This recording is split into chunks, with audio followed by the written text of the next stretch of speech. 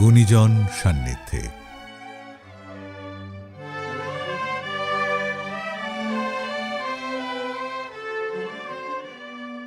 নমস্কার। এই অনুষ্ঠানে যিনি আজ আমার সঙ্গে আছেন তাকে আমরা কিভাবে আখ্যায়িত করব? কবি, লেখক, অভিনেতা নাকি আবৃত্তি শিল্পী?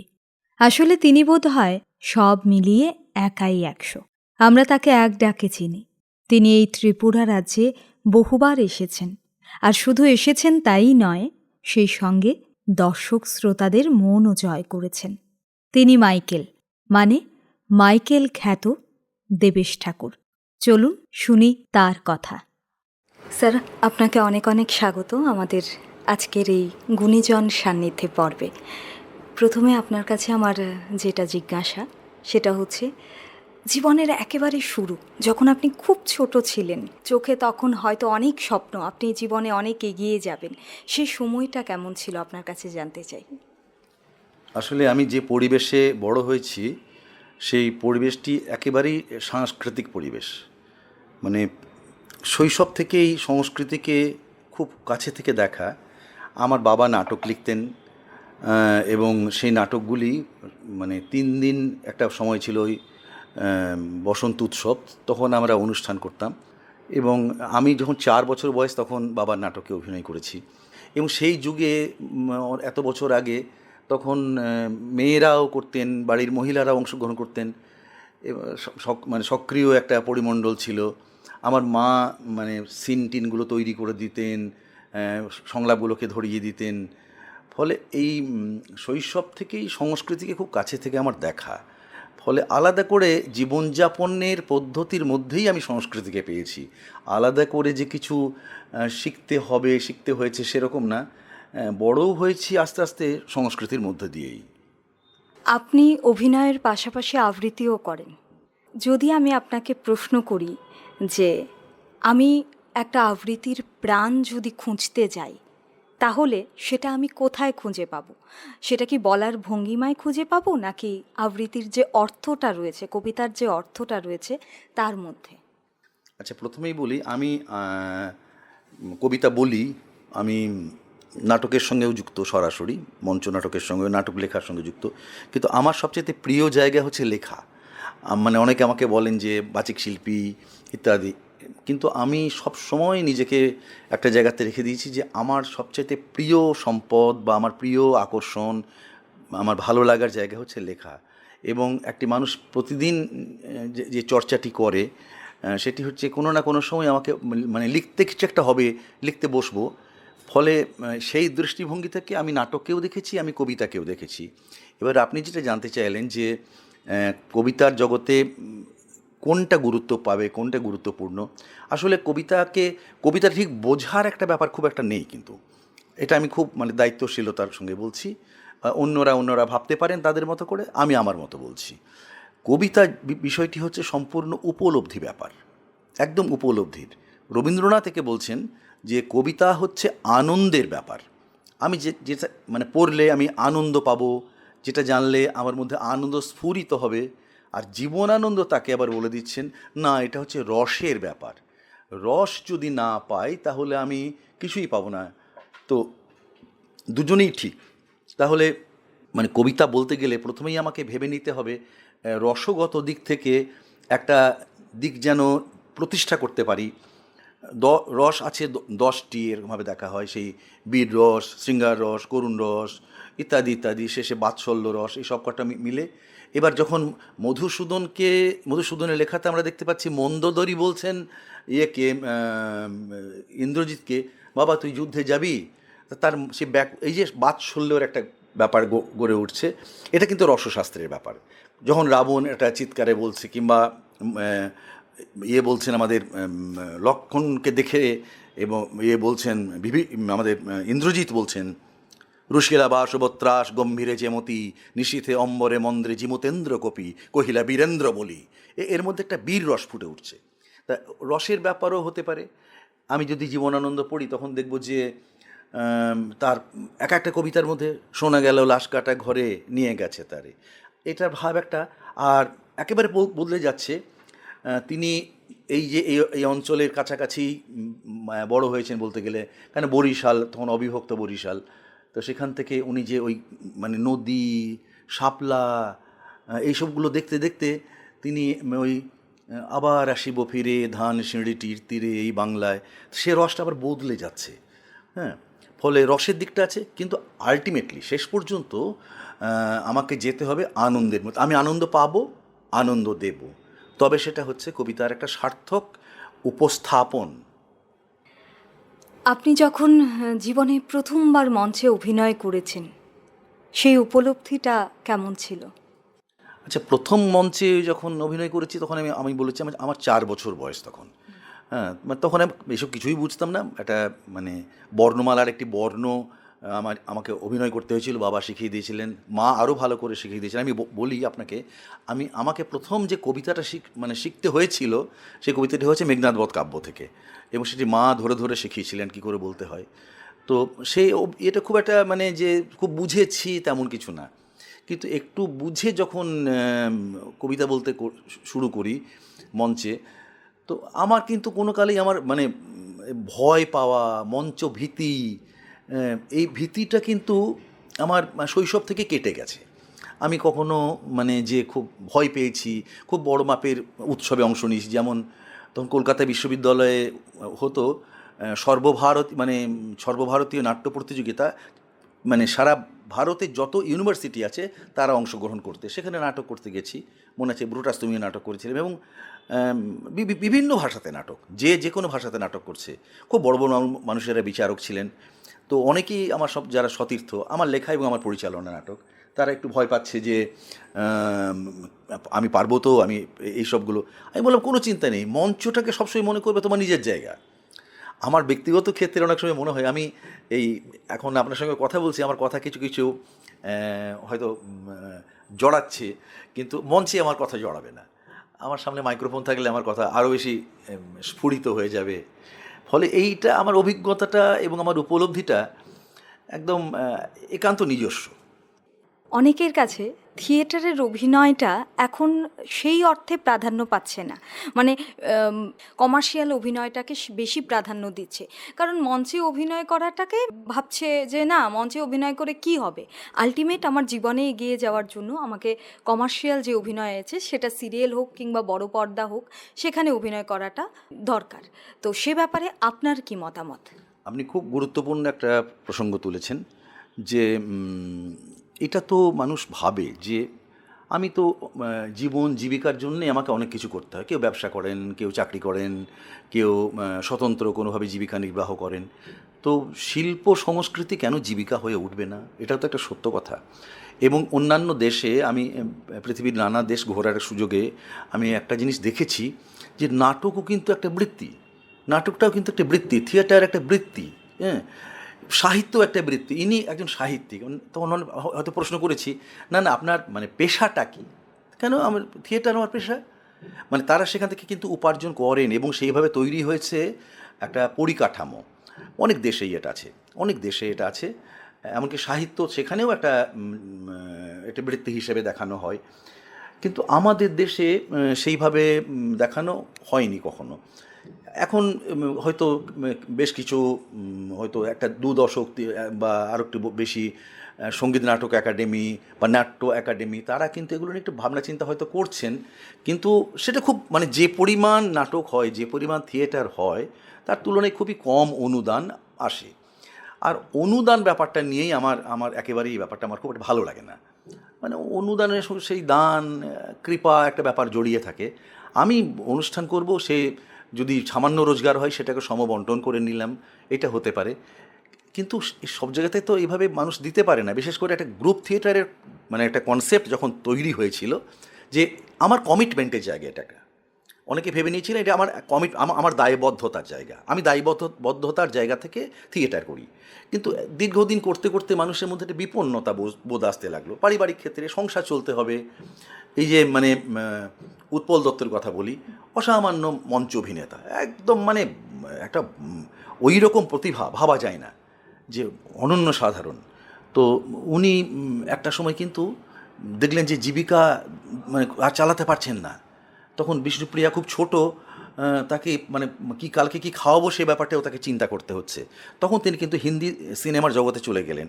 বাংলা অনেক ছবিও করেছে, কিন্তু হিন্দি সিনেমা তার অনেক পছন্দ, খুব সফল, হিন্দিতেও খুব সফল, বাংলাতেও খুব সফল, আবার মঞ্চেও খুব সফল। অন্যদিকে শিশির ভাদুরীকে বারবার অফার করা হয়েছে, আপনি সিনেমা করুন, ফিল্মে অভিনয় করুন। তো উনি কিন্তু রিফিউজ করেছেন দু একটা, কিন্তু ওটা আমার ভালো লাগে না। সৌম্য মিত্র উনি বলছেন যে না না, আমার মঞ্চে আমার সামনে আমার দর্শক, আমার ভগবান বসে আছে, ঈশ্বর বসে আছে, আমি ঈশ্বরের সঙ্গে যোগাযোগ করি। তো এইটা একটা দিক। তো তারা খুব যে মানে বৃত্তি এইসব নিয়ে খুব ভেবেছেন তা নয়, অনেককে কষ্টের মধ্যে দিন কাটাতে হয়েছে, দারিদ্র্য এসেছে, বিপন্নতা এসেছে, বিষণ্ণতা এসেছে, কিন্তু তারা করে গেছেন, এবং তারা করেছেন বলেই না আজকে এত দূর পর্যন্ত নাটক এগোচ্ছে। থিয়েটারের অনেকগুলো দিক রয়েছে, অনেকগুলো বিভাগ রয়েছে। যদি আমি বলি, সেখানে কমার্শিয়াল থিয়েটার আছে, গ্রুপ থিয়েটার আছে, অনেকগুলো আছে। তো আমরা মনে করি যে প্রত্যেকটা বিভাগের জন্য বিভিন্ন রকমের দর্শক রয়েছে, কিন্তু এখন এই বর্তমানে সেই দর্শকরা পুরো মিলেমিশে গেছে যদি বলি। তো মানে প্রত্যেকটা দর্শকই প্রত্যেক ধরনের থিয়েটার দেখতে ইচ্ছুক। সে ব্যাপারে আপনি কি বলবেন? এইটা বলতে গেলে আমাকে একটা মানে সিনেমা নিয়ে প্রথমে বলতে হবে। সত্যজিৎ রায় প্রথম ছবি করলেন পথের পাঁচালী, একটা বিশাল জনপ্রিয়তা। তখন বিখ্যাত বিখ্যাত কবিরা কলকাতার রাস্তায় হেঁটেছিলেন, সুনীল গঙ্গোপাধ্যায়, শক্তি চট্টোপাধ্যায়। আমি মানে সুনীলদার মুখেই শুনেছি, তারা বলেছিলেন তোমরা দেখো, পথের পাঁচালী দেখো, পথের পাঁচালী দেখো, এমনি করে করে লোক ভর্তি করেছিলেন। প্রথম কিছুদিন ভালো চলেছিল, তারপরে ছবিটা খুব একটা চলেনি, যদিও পথের পাঁচালী অত্যন্ত সফল একটা চলচ্চিত্র। তারপরে করলেন তিনি অপুর সংসার করে না, তারপরেই করেছিলেন অপরাজিত করলেন। অপরাজিত করে দেখা গেল যে তিনি যে মানে যারা প্রযোজনা করেন তারা তো টাকা পয়সা দেন, তার একটা ফিডব্যাক চাইবেন, সেটা কিন্তু ফিরে এলো না এতে, অপরাজিততে। ব্যাস, ট্রিলজির মধ্যে তখন তিনি ভেঙে বেরিয়ে এলেন। তিনি তার সময় নিলেন আরও অনেকখানি, তারপরে তৈরি করবেন অপুর সংসার। এর মধ্যে দুটোর মাঝে তৈরি করে দিলেন, জানেন যে মানে বঙ্গজীবনে মানুষ গান খুব ভালোবাসে, তাই গানের একটা ছবি বানালেন পুরো গান নিয়ে। সেই ছবিটা হচ্ছে জলসাঘর, এবং প্রচুর ধরনের গান, শাস্ত্রীয় সঙ্গীত ইত্যাদি আছে। এবং এই সময় একটা কথা বলেছেন, যিনি টাকা দিচ্ছেন, যিনি পয়সা দিচ্ছেন, যিনি প্রডিউস করছেন, তিনি তো দাতব্য করতে বসেননি। তিনি যদি কিছু ফিডব্যাক না পান, তিনি কেন দাতব্য করবেন? তা এই ব্যাপারটা কিন্তু মাথাতে রাখতে হবে যে হ্যাঁ, একটা কনসেপ্ট চিরকালই ছিল, আমি দায়বদ্ধতার জন্য থিয়েটার করি, আমি ইবসেন করি, আমি বার্টল ব্রেস্ট করছি, আমি স্তানিস্লাভস্কি করছি, এসব ঠিক আছে, কিন্তু আলটিমেটলি একটা জায়গাতে তাকে তো অন্তত মানে দুবেলা দুমুঠো অন্ন সংস্থান হতে হবে। তার জন্য তাকে তার জায়গা থেকে কিছু না কিছু পাওয়াটা দরকার আছে, এবং দর্শকও সেই ব্যাপারটা খানিকটা বোঝা দরকার। আমি দেখেছি এই ধরনের নাটক দেখার জন্যে টিকিট কেটে প্রচুর মানুষ দেখতে আসছে। এটা খুব একটা মানে গৌরবোজ্জ্বল জায়গা, হ্যাঁ, যে এটা করছে। আমি ত্রিপুরার অনেকগুলো নাটক আমি দেখেছি, কাজকর্ম দেখেছি, এবং খুব ভালো, খুবই ভালো। আমার মানে তখনই মনে হয় যে এই তো মানে রীতিমতো টিকিট কেটে মানুষ দেখবে, এবং টিকিট থেকে বিক্রয়লব্ধ আয় যা হবে, এটা একটা সবার মধ্যে একটা ডিস্ট্রিবিউশন হয়ে যাক, এটা হতেই পারে। গ্রুপ থিয়েটারের কনসেপ্ট অত্যন্ত ভালো, খুবই ভালো একটা পরিপ্রেক্ষিত জুড়ে তখন তৈরি হয়েছিল গ্রুপ থিয়েটার। 4-এর দশক থেকে প্রথমত আইপিটি এটা ব্যাপারটা আনেন। শম্ভু মিত্র, বিজন ভট্টাচার্য, মনোরঞ্জন ভট্টাচার্য, তৃপ্তি মিত্র, এরা সকলে কাজ করেছিলেন। তো সব সময় যে মানুষ মানে নিজের পয়সা খরচ করে থিয়েটার করবে, এই জায়গা থেকে খানিকটা ভাবতেও হবে যে আমাকে এখান থেকে। আর একটা কথা এলো, কমার্শিয়াল থিয়েটার এবং আর্ট থিয়েটার, এটা আর কোনো বিভাজনটা নেই। ভালো থিয়েটার, মন্দ থিয়েটার, এই ছাড়া কিছু নেই। ভালো সিনেমা, মন্দ সিনেমা, হ্যাঁ, মানে এই ব্যাপারটা আমরা দেখব, ভালো ছবিটা ভালো না ভালো লাগছে না, ব্যাস এইটুকুই যুক্তি। কমার্শিয়াল, ধরা যাক মৃণাল সেন একটা সময়ে এমন কিছু ছবি করেছেন, মানে মানুষ দেখছেই না, এমনও হয়েছে, খুব কষ্ট পেয়েছেন। আবার ভুবন সোম যখন করছেন, উপচে পড়া ভিড়, মানুষ স্বতঃস্ফূর্ত হবে, এবং অমিতাভ বচ্চন প্রথম ভয়েস দিয়েছিলেন এই ছবিটাতে। তো মানে আলটিমেটলি মানুষকে ভাবতে হবে, আর পয়সা দেবে কেন? এখন তো দেখা যাচ্ছে যে বিভিন্ন অবাঙালিরা প্রচুর পরিমাণে ইনভেস্ট করেন, এবং তিনি জানেন যে আমি এটি বিনিয়োগ করেছি, আমাকে কিছুটা ফিডব্যাক আমাকে পেতেই হবে, প্লাস নাম যশ এটা তো আছেই। একটি চরিত্র আছে উৎপল দত্তের নাটকে টিনের তলোয়ার, বীরকৃষ্ণ দাঁ, তিনি অনেক ব্যবসা করেন, তিনি চালগদি, পাট, মুৎসুদ্দি, কিন্তু থিয়েটারও তার একটা বিজনেস। বলছে আমি পয়সা পাচ্ছি না, তাতে আমি থিয়েটার করাবো কেন? থিয়েটার কিন্তু প্রথম দিকে বাণিজ্যিকভাবেই শুরু হয়েছিল। সে বাবুদের বাগানবাড়ির থিয়েটারের কথা বলি, তারপরে যখন গেরাসিম লেবেদাব নাটক করছেন, বা তখন মঞ্চ যখন মানে তৈরি হচ্ছে, সে তখন থেকে কিন্তু মানে পয়সা আসতো। হ্যাঁ, এক একটা মঞ্চ তৈরি হয়েছে, great national theatre, Bengal theatre, এসব থিয়েটারে পয়সা আসতো। এবং শিশির ভাদুরীর থিয়েটার দেখার জন্যে 1 মাইল ঘোড়ার গাড়ি দাঁড়িয়ে থাকতো। তা মানে পয়সা পেয়েছে। মাঝের একটা যুগ আসে, সেই যুগটা তখন ঠিক করলো যে আমরা গ্রুপ থিয়েটার করব, এবং তার সঙ্গে বৃত্তির সম্পর্ক খুব কম। আমাদের ডেডিকেশন, আমাদের একটা সামাজিক দায়বদ্ধতাও থাকতে হবে, আবার সঙ্গে সঙ্গে একটা জায়গাতে তাকে জীবন জীবিকার ব্যাপারেও থাকতে হবে। আপনি যে অভিনয় করেন সেখানকার কিছু সংলাপ কি শুনতে পারি? আমার আচ্ছা, আমি সদ্য একটা নাটক করছি এখন, তো একা, এইটার নাম দিয়েছি আমি কথানাট্য। এটা সিরিজ, মানে আমার লেখা নাটক অন্যরাও করছে এখন, অনেক প্রতিষ্ঠিত শিল্পীরা, যেমন ইয়ে করেন প্রণতি ঠাকুর, আর অনেকেই করছে। আমি এখন সদ্য একটা করছি, সেটা হচ্ছে বাহাদুর শাহ জাফরকে নিয়ে। এই মানুষটি মুঘল সম্রাট, গোটা ভারতবর্ষের সম্রাট, তাকে বন্দি করে রেঙ্গুনে একটা গ্যারেজ ঘরে রেখে দেওয়া হয়েছে। তা তিনি একবার স্বপ্ন দেখছেন, তখন তিনি মুঘল সম্রাট হয়ে যাচ্ছেন, আর স্বপ্ন ভেঙে যাচ্ছে, তখন বিষণ্ণ হয়ে পড়ছেন। এই, তুমি আমার জন্য আজকে 2টো পোড়া রুটি কেন এনে দিয়েছ? তুমি জানো আমি মুঘল আজম বাহাদুর শাহ জাফর, আমি অতি বৃদ্ধ, আমাকে দুবেলা দুমুঠো খেতে দেয় না। দেখো, টুপ টুপ করে জল পড়ছে ঘরের মধ্যে, আমাকে ভিজে যেতে হচ্ছে। আচ্ছা, তুমি একটা কাজ করো না, আমার ঠিক পাশের ঘরে আমি শুনেছি বেগম আলম, আমার বেগম জাদা, তাকে নাকি বন্দি করে রাখা হয়েছে, আমি তার সঙ্গে দেখা করতে পারছি না। আচ্ছা, আমার কি এইটা প্রাপ্য ছিল? আচ্ছা, তুমি, এই যে তোমাকে বলছি, তুমি কি নাফার, আমি আবার যখন সিংহাসনে বসবো, তোমাকে আমি দেওয়ানি আম করে দেব, কিংবা তোমাকে আমি সিপাহ সালার পদ দেব, আমি কি মুক্তি পাবো কোনো দিন? আপনার জীবনের সবথেকে বড় প্রাপ্তি যদি আমি আপনাকে জিজ্ঞেস করি, সেটা কি? সেটা কিন্তু আবার নাটকের সঙ্গে খুব একটা বেশি যুক্ত নয়। আমি 2005 সালে কলকাতা বইমেলা, book sellers and publishers guild, একটা খুব বড় যারা মেলা করে, কলকাতা বইমেলা, তা প্রতি বছর একজন করে সাহিত্যিককে ওরা বেছে নেন, যারা প্রতিষ্ঠার দিকে এগোবেন আর কি। তো আমি একদম ব্যতিক্রমী ঘরানাতে গিয়ে একটা উপন্যাস তখন লিখেছিলাম। তো প্রথমে সমরেশ মজুমদার, তারপরে সুনীল গঙ্গোপাধ্যায়, এরা সব আমাকে বললেন এটা আমরা এতে পাঠাচ্ছি, কলকাতা বইমেলা কমিটির কাছে পাঠাচ্ছি। অনেক বড় সাহিত্যিকরা বেঁচেছিলেন এবং তারা প্রত্যেকে খুব উচ্ছ্বসিত হয়। উপন্যাসটার নাম মন। তো ওই উপন্যাসের জন্য যখন আমি 2005 সালে পাবলিশার্স গিল্ডের শিরোপা পেয়েছিলাম, তখন খুব একটা দারুণ আনন্দ হয়েছিল। কিন্তু সেটা উপন্যাস লিখে, মানে সেটা ঠিক শিল্পের জন্য। আর কবিতার জন্যে একবার, সেটা হচ্ছে 1999 সালে, তখন আমি আরও অনেক কম বয়সী ছিলাম। তখন আমাকে নজরুল একাডেমি সব্যসাচী পুরস্কারে ভূষিত করেছিলেন, এবং আমার যখন অনুষ্ঠানটা হচ্ছে ঠিক আগের মুহূর্তে অনুষ্ঠানটা শেষ হলো একটা, 1999 হচ্ছে নজরুলের শতবর্ষ। সেই শতবর্ষ উপলক্ষে তদানীন্তন বাংলাদেশের প্রধানমন্ত্রী শেখ হাসিনা ছিলেন, এবং ভারতের সেই সময়কার প্রধানমন্ত্রী অটল বিহারী বাজপেয়ী ছিলেন, এবং তাদের অনুষ্ঠানটা শেষ হওয়ার পরেই ওই মঞ্চ থেকেই আমাকে যখন সব্যসাচী পুরস্কার দেওয়া হয়, তখন এটাও আমার কাছে খুব একটা মানে খুব ভালো স্মৃতি একটা। জীবনের এমন কোনো স্মৃতি যেটা আপনি ফিরে পেতে চান না কখনো? জীবনের সব কিছুই তো ফিরে ফিরে আসে, তবে কিছু কখনো কখনো সেটা নানা মানুষকে ঘিরে কত এক একটা সময় ওই শম্ভু বলছিলেন যে জীবনে নানা আঘাত পেতে পেতে, নিন্দা সইতে সইতে, সমালোচনা সইতে সইতে, কিন্তু একটা সময়ের পরে আপনি দেখবেন যে মানুষের না গা সওয়া হয়ে যায়, এগুলোতে খুব আর স্পর্শ করে না।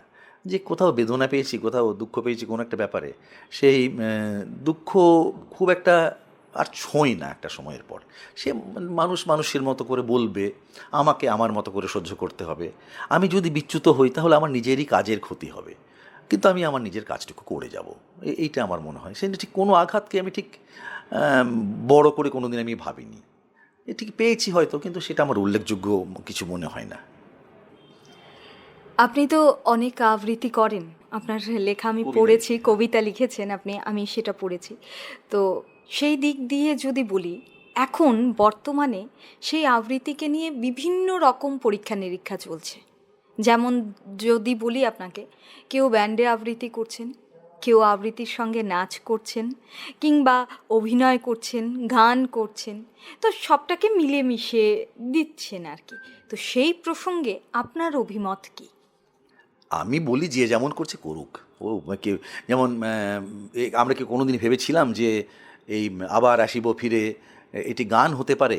কিন্তু লোপামুদ্রা যখন আমার সঙ্গে আছেন আমার স্ত্রী মনিকা ঠাকুর, তো উনি ওই গানটা খুব করেন, ওই আবার আসিব ফিরে ধান সিঁড়ির টিকতে। তা আমরা প্রথমে তো ভাবিনি যে গান হতে পারে। তো গান হয়েছে। প্রথম দিকে অনেকে বলেছিলেন আমরা কবিতার মাধুর্য লাবণ্য এখানে পাচ্ছি না, কিন্তু তাতে তো কিছু এসে যায় না, হোক না গান। রবীন্দ্রনাথের অনেক লেখা, যেমন রবীন্দ্রসঙ্গীত নয় কিন্তু অনেক পরিচিত গান, দিনের শেষে ঘুমের দেশে ঘুমটা পড়া এই ছায়, এটা তো গান হয়েছে। পঙ্কজ মল্লিক সুর দিয়েছিলেন, হেমন্ত মুখার্জি গিয়েছিলেন, তো কি এসে যায়। তবে হ্যাঁ, একটা কথা খুব গুরুত্বপূর্ণ, সেটা হচ্ছে বিকৃতি যেন না হয়। এই শিল্পের বিকৃতি, এটা মানে বলা হয় যে মানে সুরের যেমন সরস্বতী অধিষ্ঠাত্রী, তেমনি আর কিছু অধিষ্ঠাত্রী, যেমন গ্রিক দেশে মিউজ আছে, মিউজরা এগুলো করেন, থালিয়া থ্যালাইমা এরা সব আছেন। ঠিক তেমনি করে আমাদের এখানে বলা হয় গন্ধর্ব কন্যা, তারা সুর স্বর সঙ্গীত কবিতার মধ্যে বেঁচে থাকেন। এবার বিকৃতি হলে তারা অসুস্থ হয়ে পড়েন, এটা খুব গুরুত্বপূর্ণ কথা। এবং আমরা বিকৃতি যদি আনি, আমি একজন শিল্পীকে দেখেছিলাম, সে দিনের আলো নিভে এলো সূর্যি ডুবে ডুবে একটা উপর থেকে নিচে নেমে আসছে, কিন্তু যিনি করছেন সে নেচে কুঁদে লম্পঝম্প করে, তখন মনে হচ্ছে কবিতাটা যেন কোথায় মানে কষ্ট পাচ্ছে, এবং ওই কবিতার কষ্টতে গন্ধর্ব কন্যারা কষ্ট পাচ্ছেন। সেই জন্যে মানে যেমন খুশি নিরীক্ষা করা যেতে পারে, করা যেতেই পারে। কিছুদিন আগে একজন শিল্পীর কণ্ঠে শুনলাম এই কবিতাটি, আমার যেটা খেয়া কাব্যের কবিতা। খেয়া হচ্ছে নিষ্ক্রমণের কবিতা, মানে বেরিয়ে আসতে চাইছেন রবীন্দ্রনাথ এবং জীবন দেবতায় লগ্ন হতে চাইছেন, সেই সময় লিখেছিলেন খেয়া কাব্য। আগমন লিখেছিলেন ইত্যাদি অনেক কবিতা। তো সেই আগমনের কবিতা, সেই তখন রাত্রি আঁধার হলো সাঙ্গ হলো কাজ, কেউ যদি একটু অন্যরকমভাবে বলে অতি মাত্রে, তাহলে খেয়ার যে সুরটা, খেয়ার সুর রবীন্দ্রনাথের একটা সময় মানে নিষ্ক্রমণের সময়, গীতাঞ্জলির একদিকে লেখা গীতাঞ্জলি, আর সেই খাত ডায়েরিটির আরেকটি পাতাতে লেখা খেয়া কাব্য। তা তিনি কোথায় যেন বেরিয়ে আসতে চাই এবং বলছেন, ঘরেও নহে পারেও নহে যে জন আছে মাঝখানে। এই যে মাধুর্য, এই লাবণ্য, এর সঙ্গে উগ্র নাটকীয় মানে সংলাপের বাড়াবাড়ি, এটা যায় না। তাই তখন একটু কোথায় যেন আমার মনে হয় গন্ধর্ব কন্যারা বোধহয় কষ্ট পাচ্ছেন। আপনি অনেক অভিনয় করেছেন, সেই সঙ্গে যদি বলি অনেক অভিনেতা আপনার জীবনের মানে পথ চলার জন্য আপনার প্রেরণা বলতে পারি। আমি খুব কাছে থেকে সান্নিধ্য পেয়েছি একজন অভিনেতার, তিনি হচ্ছেন সৌমিত্র চট্টোপাধ্যায়। মানে উনিও আমাকে প্রবল স্নেহ করতেন, আর আমি সারা জীবন মানে ওনাকে এত শ্রদ্ধা করে গেছি। একসঙ্গে অজস্র মঞ্চ শেয়ার করেছি দুজনে, অন্তত 120-25 তো হবেই এরকম। তা আমরা নাটক নিয়ে অনেক সময় বলতাম, ছবি নিয়ে গল্প করতাম। তো তখন উনি নানা বিষয়ে বলেছে, এমনকি ওনার জীবন নিয়েও একটা নাটক শিশির ভাদুরী নিয়ে যখন লিখছি, তখন গল্পটা কিন্তু উনি আমাকে বলেছিলেন। দিয়ে লেখার পরে বললেন, এই নাটকটা আমি করব, তুই আমার জন্য লিখে দে। দিলাম লিখে। তারপরে ওর বাড়িতে একটু অঘটন ঘটেছিল দৌহিত্রকে নিয়ে, তারপরে উনি তখন করতে পারলেন, বলে তুই এটা কর শিশির ভাদুরী। কিন্তু ওই শিশির ভাদুরী সৌমিত্র চট্টোপাধ্যায়কে বলছেন এইটা নাটকটার কথা সংলাপ। তা ওনার কাছেও নাটক সম্পর্কে প্রচুর জিনিস পেয়েছি, যে কীভাবে আনতে হয়। আমি এটা মানে উনি ফিল্মের তো একজন অসামান্য অভিনেতা, উত্তম কুমারের পরেই পাশাপাশি নাম আসে সৌমিত্রা, তাই না? কিন্তু নাটকের ক্ষেত্রে কখনো কিন্তু সিনেমা ব্যবহার করতেন না, সিনেমার ক্ষেত্রে কিন্তু নাটক ব্যবহার করতেন না। এই যে গুণপনাটা, এটা উনি নানা সময় এমনভাবে সংলাপ বলে বলে, একসঙ্গে গাড়িতে যাচ্ছি, বলছি ধর এই যে এটা তুই বলবি, এটা এইভাবে বল না, দেখ বদলে যাবে। তা অনেকটা তাঁর কাছে আমি কিন্তু শিক্ষা পেয়েছি, সৌমিত্র চট্টোপাধ্যায়ের কাছে।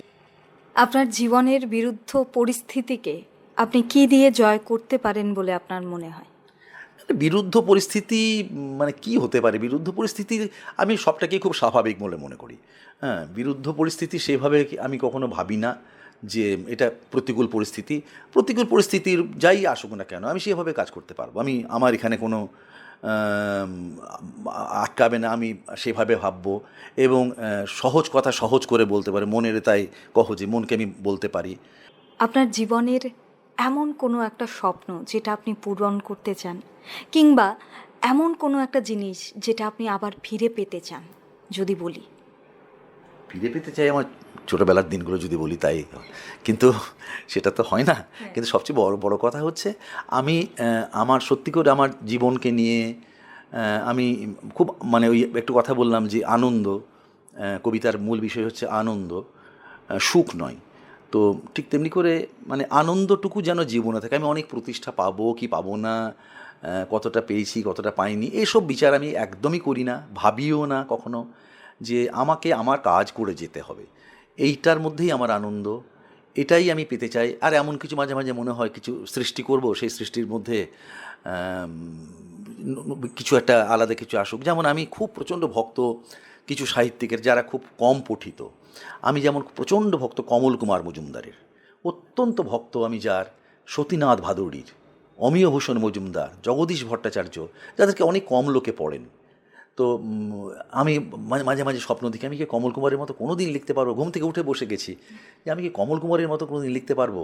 এটা যদি বলি লোকে ভাববে পাগলামি হয়তো। মানে এইটা স্বপ্ন। আমি কিন্তু নাটক নিয়ে ভাবি না, সত্যি করে বলছি। নাটক নিয়ে, আবৃত্তি নিয়ে, কিংবা একটা এমন কবিতাকে লিখতে পারবো যেমন শক্তি লিখেছেন দুয়ার এঁটে ঘুমিয়ে আছে পাড়া। তো আমি কি কোনোদিন লিখতে পারবো কি আনন্দ ভৈরবী কিংবা যেতে যেতে, এইসব কি কোনোদিন পারবো লিখতে এরকম একটা কবিতা? কিংবা কমল কুমারের মতো একটা অন্তর্জলি যাত্রা, কি নিম অন্নপূর্ণা, কি সুহাসিনীর পমেটম কোনোদিন লিখতে পারবো? এইটা হচ্ছে আমার মানে খুব আকাঙ্ক্ষা। আর একেবারে শেষে আকাশবাণী আগরতলার সকল শ্রোতা এবং সেই সঙ্গে আমাদের ত্রিপুরাবাসীর জন্যে আপনার কি বার্তা থাকবে? আমি আমার অন্তর থেকে এই রাজ্যটিকে, ত্রিপুরাকে, রাজ্যকে আমার অত্যন্ত, আমার মানে কি বলবো, আমার আমার গভীরতম ভালোবাসা, গভীরতম শ্রদ্ধা আমি বন্টন করে দিতে চাই সমস্ত মানুষের মধ্যে। এই জায়গাটিকে আমার এত ভালো লাগে যেন আমার দ্বিতীয় গৃহের মতো, এবং এত স্নেহ, এত ভালোবাসা, এত পরিপূর্ণতা পেয়েছি। এবং মানে আস্তে আস্তে আমি দেখছিলাম, আমি যখন প্রথম ত্রিপুরা আসি অনেক বছর আগে, তখন কম বয়স, বোধহয় ইউনিভার্সিটিতে আমি পড়ি সম্ভবত, তখন আমি এসেছিলাম। তো তখন আমি যে গাছগুলোকে দেখেছিলাম সেই গাছগুলিতে মানে গাছগুলি তেমনিভাবে যখন আছে দেখতে পাই না, আমার মনে হয় সেই অচিন্ত্য কুমার সেনগুপ্তের মতো একটি লাইন আছে এখনও প্রাণ আছে। ত্রিপুরাকে দেখে মনে হয় এখনও প্রাণ আছে, সেই প্রাণ যেন এখানে পরিপূর্ণভাবে খুঁজে পাই। এইটুকু আমি বুঝে এখানকার সমস্ত মানুষকে আমার ভালোবাসা, আমার যারা বয়োকনিষ্ঠ তাদেরকে প্রীতি এবং স্নেহ, আমার যারা বয়োজ্যেষ্ঠ তাদেরকে সশ্রদ্ধ প্রণাম জানাই। এতক্ষণ গুণীজন সান্নিধ্যে অনুষ্ঠানে আমরা কথা বললাম প্রখ্যাত শিল্পী দেবেশ ঠাকুরের সঙ্গে। আবারও অন্য কোনো দিন আমাদের সঙ্গে থাকবে এমনই কোনো এক গুণীজন। আপনারা ভালো থাকবেন, সুস্থ থাকবেন, আর অবশ্যই সবাইকে ভালো রাখবেন। নমস্কার।